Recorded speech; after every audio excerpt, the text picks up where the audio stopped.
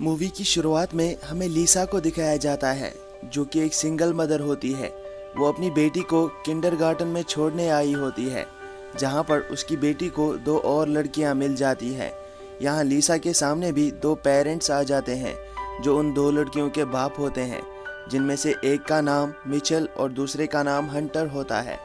उनके बीच भी बहुत अच्छी दोस्ती हो जाती है और यहाँ उनकी बेटियाँ भी एक दूसरे के साथ एंजॉय करती हुई बड़ी हो जाती है।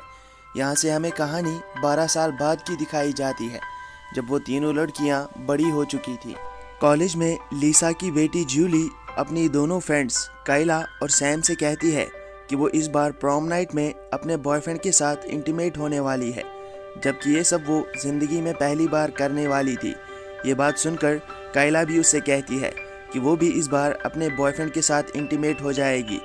उनमें से तीसरी लड़की सैम, जो कि एक लेस्बियन होती है, वो भी उनसे कहती है कि वो भी इस बार प्रॉम नाइट में अपने बॉयफ्रेंड के साथ इंटीमेट हो जाएगी। जूली एक चैट ग्रुप बनाती है, जिसमें वो सभी फ्रेंड्स को ऐड करती है और इस ग्रुप में ये लोग अपने इंटीमेट होने की बातें करते हैं। जूली की मदर लीसा प्रॉम नाइट से पहले एक पार्टी रखती है, जिसमें वो सभी को इनवाइट करती है, जिसमें सैम का फादर हंटर एक बड़ी सी गाड़ी लेके आता है। ये तीनों उसी गाड़ी में प्रॉम नाइट के लिए जाने वाले होते हैं। यहाँ पर हमें पता चलता है कि मिचेल और लीसा हंटर को कुछ खास पसंद नहीं करते हैं। रात में जब जूली, काइला और सैम अपने अपने बॉयफ्रेंड के साथ प्रॉम नाइट के लिए चली जाती हैं, तभी वहाँ उनके घर पे मिचेल और लीसा बैठे हुए होते हैं। वो किसी मैसेज की आवाज़ सुनते हैं। जब वो जूली का लैपटॉप चेक करते हैं तो उन्हें पता चलता है कि आज रात में वो अपने अपने बॉयफ्रेंड के साथ इंटीमेट होने वाली है। लीसा और मिचेल अपनी बेटियों को रोकने की कोशिश करते हैं, लेकिन हंटर कुछ खास परेशान नहीं होता है, क्योंकि उसे पता होता है कि उसकी बेटी सैम एक लेस्बियन है। वो मिचेल और लीसा से भी कहता है कि तुम्हें अपनी बेटियों की ये रात खराब नहीं करनी चाहिए, लेकिन लीसा और मिचेल अपनी बेटियों को ढूंढने के लिए घर से निकल जाते हैं। हंटर भी उनके साथ आ जाता है। यहाँ उन तीनों की बेटियाँ प्रॉम नाइट में एंजॉय कर रही थी।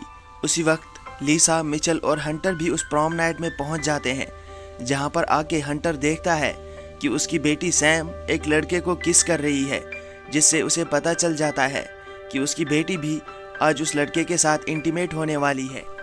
वो तीनों अपनी लड़कियों तक पहुँच पाते उससे पहले ही उनकी लड़कियाँ अपने बॉयफ्रेंड्स को लेकर वहाँ से निकल जाती है। यहाँ उनके पेरेंट्स भी उन तक पहुँचने के लिए जूली के बॉयफ्रेंड ऑस्टिन के घर पे चले जाते हैं, जहाँ वो बहुत आवाज़ें सुनते हैं।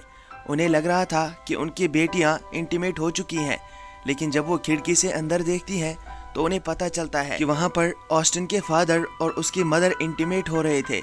इन सब की जान में जान आ जाती है। ऑस्टिन के फादर जब इनसे मिलने के लिए बाहर आते हैं तो ये लोग उससे उनकी बेटियों का एड्रेस पूछते हैं। ऑस्टिन के फादर अपने बेटे की नाइट खराब नहीं करना चाहते थे, इसीलिए वो इन तीनों को वहाँ से भगा देता है। अब ये लोग अपनी बेटियों का पता लगाने के लिए मिचेल के घर पे आते हैं, जहाँ पर मिचेल की वाइफ उन्हें पता बताने से मना कर देती है और वो उन्हें वहाँ से भी भगा देती है। अब यहाँ इन तीनों पेरेंट्स के पास एक ही ऑप्शन बच जाता है कि वो हर किसी प्रॉम नाइट में जाकर अपनी बेटियों को ढूंढे, और वो ऐसा ही करते हैं। वो एक प्रॉम नाइट में पहुँचते हैं, जहाँ पर उन्हें उनकी बेटियाँ दिख जाती हैं, लेकिन वहाँ के लड़के उन्हें अंदर नहीं जाने देते। यहाँ अंदर उनकी बेटियाँ अपने अपने बॉयफ्रेंड्स के साथ इंटीमेट होने ही वाली थी, लेकिन तभी वहाँ पर पुलिस की रेड पड़ जाती है, जिस वजह से उन तीनों लड़कियों को अपने बॉयफ्रेंड्स के साथ वहाँ से भागना पड़ता है। और यहाँ पर भी ये तीनों पेरेंट्स अपनी बेटियों से नहीं मिल पाते। वो अपनी कार को बहुत ज़्यादा तेज़ भगाते हैं। ये देखकर लीसा भी अपनी कार को उनके पीछे पीछे तेज़ दौड़ाती है, लेकिन थोड़ा आगे चलकर उनकी कार का एक्सीडेंट हो जाता है। उनकी कार पलट जाती है। इन तीनों को समझ नहीं आ रहा था कि उन्हें क्या करना चाहिए।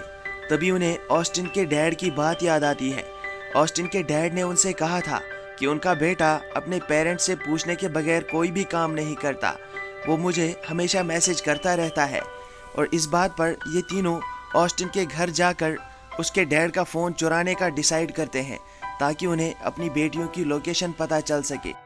वो वापस ऑस्टिन के घर पे आ जाते हैं। उस वक्त भी ऑस्टिन के डैड और उसकी मदर इंटीमेट हो रहे थे, लेकिन ये तीनों वहाँ से फ़ोन चुराने में कामयाब हो जाते हैं और उन्हें उनकी बेटियों की लोकेशन पता चल जाती है।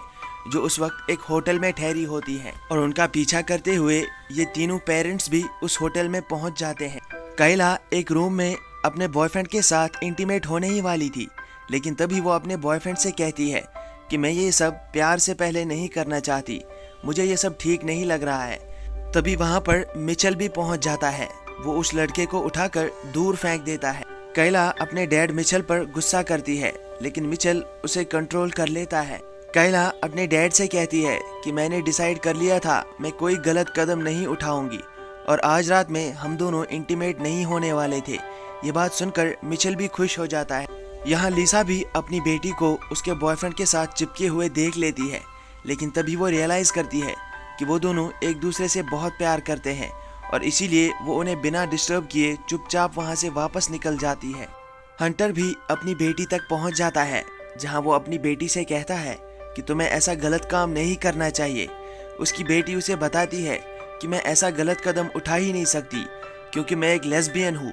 हंटर ये बात जानता था, लेकिन फिर भी वो अपनी बेटी को खुश करने के लिए ऐसा प्रिटेंड करता है जैसे उसे पता ही नहीं था। वो खुशी से पागल हो जाता है और अपनी बेटी से कहता है कि तुमने तुम्हारी मॉम से पहले मुझे ये बात बताई, ये बात मुझे बहुत अच्छी लगी। यहाँ उन दोनों की बॉन्डिंग और भी अच्छी हो जाती है।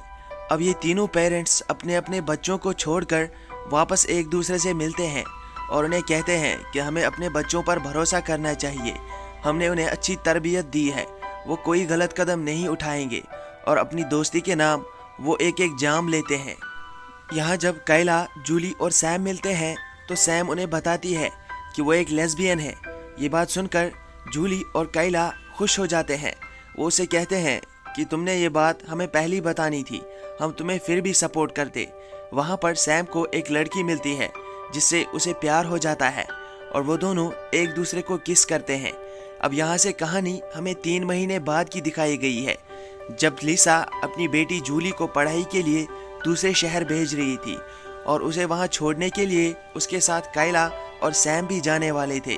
वो तीनों पेरेंट्स उन्हें बाय कहते हैं और उनके बच्चे दूसरे शहर चले जाते हैं, लेकिन रास्ते में वो उस चैट ग्रुप में फिर से वैसे ही मैसेजेस करते हैं जैसे वो आज रात में फिर से इंटीमेट होने वाली हो।